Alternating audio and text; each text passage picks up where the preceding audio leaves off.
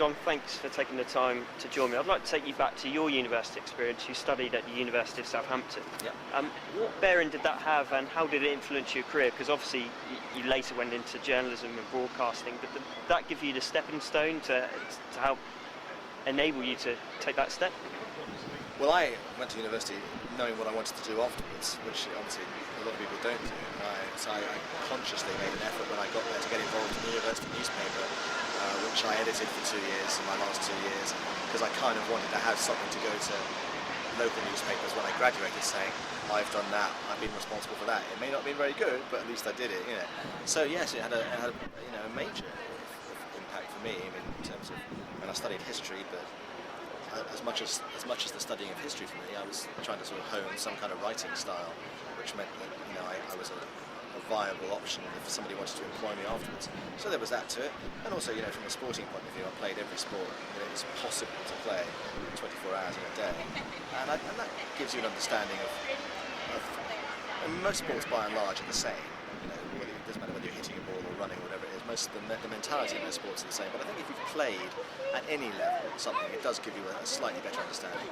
So whether it was intramural volleyball or basketball or table tennis or whatever, if you play all that sort of stuff, you get the widest possible understanding of most sports in that possible. And looking ahead to Universities Week, got the BUCS Championships culminating towards the end of the week. You're involved in the Be the Commentator campaign, if you like. You must be looking forward to that because it's really nurturing, I suppose, the next generation of broadcasting talent. Yeah, our industry at the moment, it's impossible to say where broadcasting is going to be in probably almost in 12 months' time, in 5-10 years' time, with the diversity and everything online and this, that and the other. I mean, there are going to be huge opportunities, across the board, across all individual sports in particular. So, for people who've got the will to do it, as I had, many years ago, this is a great opportunity. It's a great chance for somebody to actually commentate on Saturday night in the stadium with 46,000 people listening to them, and it's the first time really you've ever done it properly. That's going to be quite nerve-wracking. It's pretty nervous for the guys from the starting blocks running 400 metres, but for the guy who's going to be with the microphone having to describe it, he's going to be nervous too, I tell you. Just finally, John, what advice would you give to young people, students looking to move into the media or perhaps progress into journalism, maybe sports journalism in particular? The two bits of advice I always give are, one, I'll have the widest possible knowledge imaginable, not just of sport as well. The best sports broadcasters, the best sports writers are the ones who know so much more than just sport.